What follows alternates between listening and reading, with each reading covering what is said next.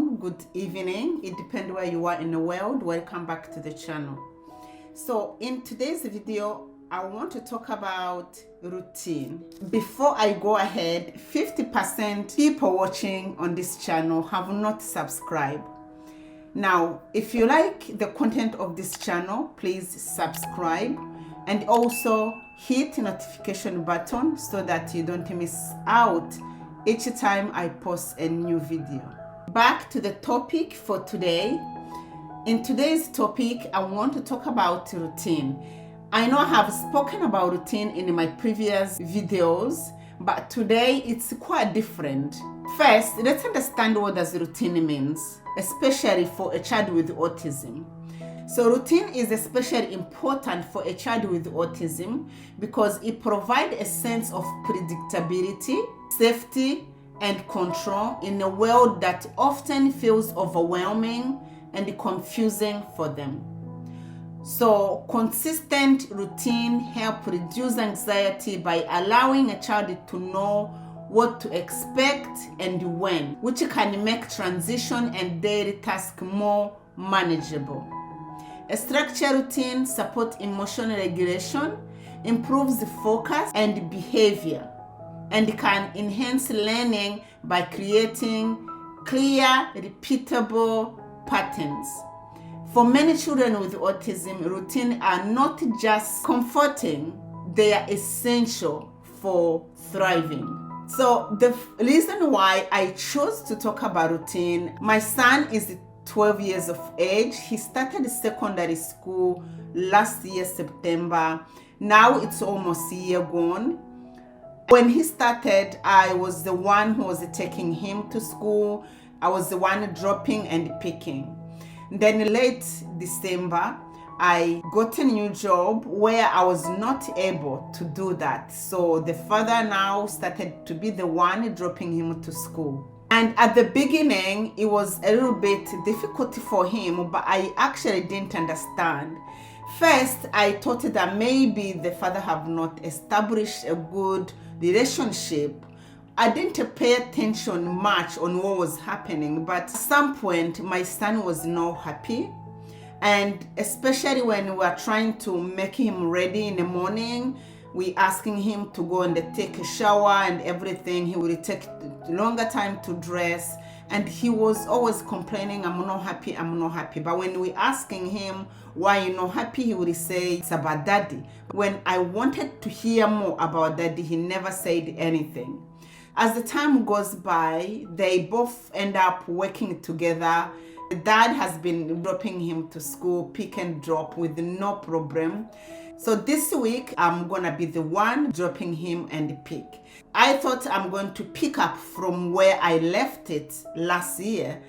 I'm not going to have any issues at all. So surprisingly, it's not that way. So this morning, I asked him to go and take a bath. He did, and he had a breakfast. He dressed up in uniform with the siblings. And then when it was the time to go, I told him that I'm the one dropping you to school today, that is not around. Now he started really kicking off. I was in shock. I thought that maybe it was something else that is upsetting him. But actually I realized that it was the fact that I said that I'm the one taking you to school today. And when he saw the siblings are leaving and everyone is dressed up, I'm ready to drop him.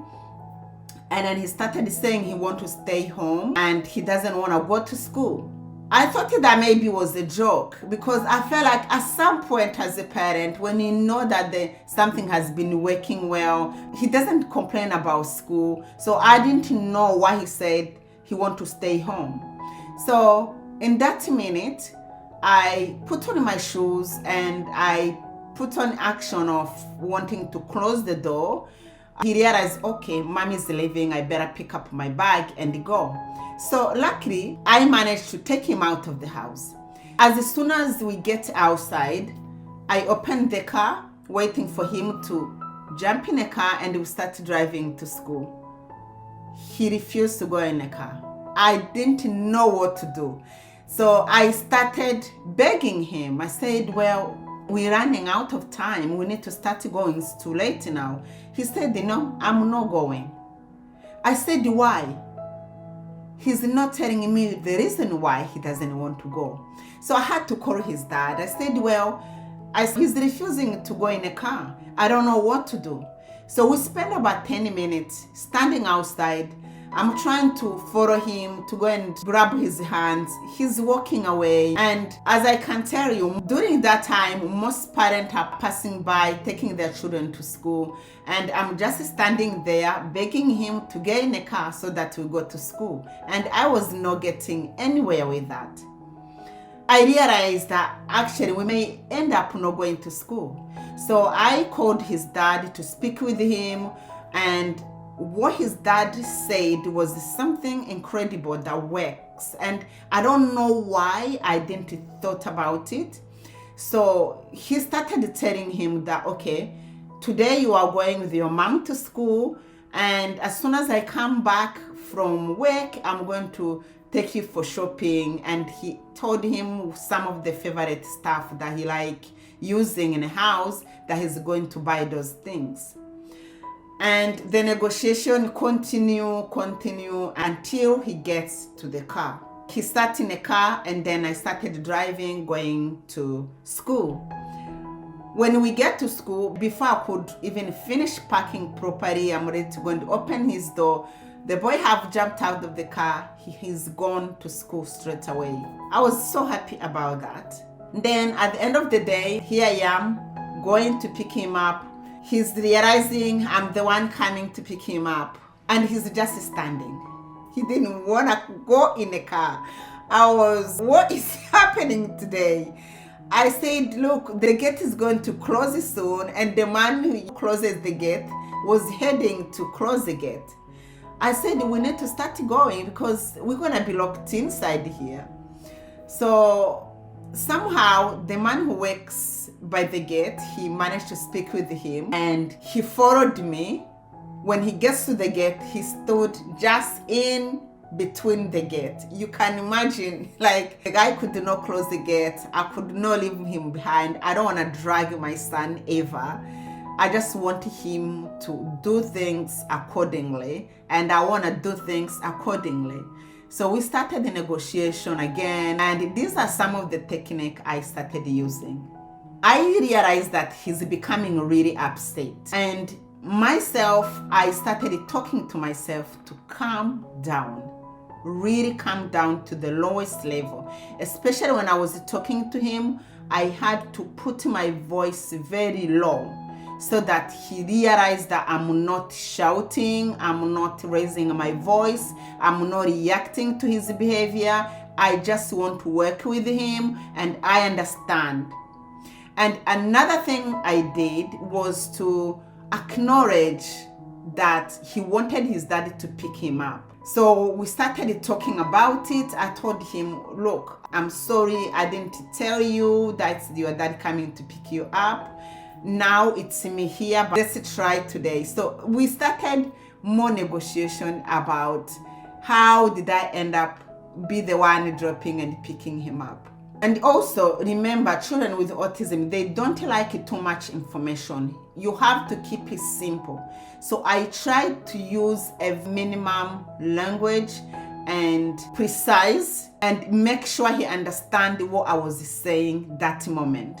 And another thing that I remember that the father have already told him about the shopping they are going to do. So I had to use that. I had to start negotiating with him. I told him, look, let's go home, because when you get home, your dad is going to take you for shopping.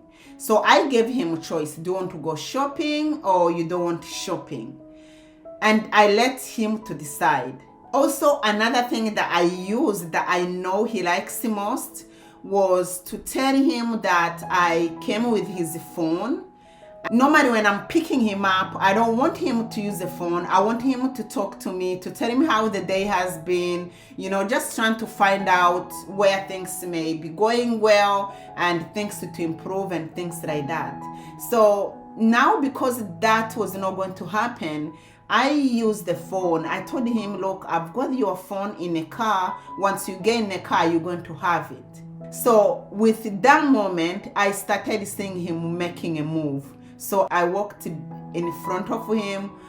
I went straight to the car open. Luckily, he went in a car. I gave him the phone as I promised. When I tried to ask him how the day has been, he wasn't taking it. So I decided to close my mouth. It's very important that when you communicate with your child, you know when to pause. You need to know when is the best time to not say anything. Because you know if you add more talking, your child is not going to have it. Now, let me tell you one of the mistakes I made. When you're trying to introduce a routine to your child, you must make sure that you are consistent with your routine. Because children with autism love routine, but once that routine is broken, they find it so difficult to cope. They don't understand why this has changed. You have not explained anything. And that was my case. Yesterday, when I was in a house, I should have started preparing him and letting him know that I'm going to be the one to take him to school. But I didn't do that. I just thought, okay, my son has grown now. It didn't even come across my mind.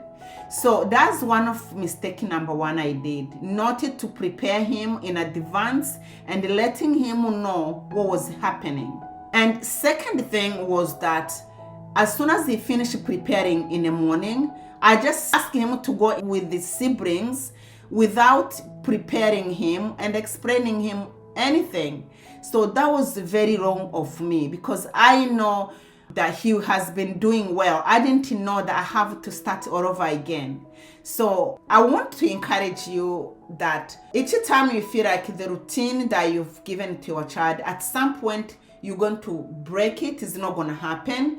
Just start preparing your child. Let your child know that this is what's going to happen today. And you can also apologize, especially if your child is able to understand what you are saying. And even if your child don't understand, don't underestimate what your child can really get to hear. And although he may not respond to you, but when you say something, your child understands. Make sure you have eye contact with your child. So that was my story today. When the school was finished, I was just standing, staring, waiting for him to make those decisions. One last thing is that your child teaches you something every single day. If you pay attention to what is happening, you will realize your child is trying to teach you something. For me, that was my lesson that I learned today, and I hope that is not going to happen because I am the one to drop him again for the full week. So I will see how everything is going to happen. At any point you fall into this kind of experience, don't think that you are failing. Your child is trying to teach you something. Just pay attention, learn from what is happening, so that next time you will make sure that things are done accordingly. This is what I have for you today. Thank you so much. I will see you on my next video.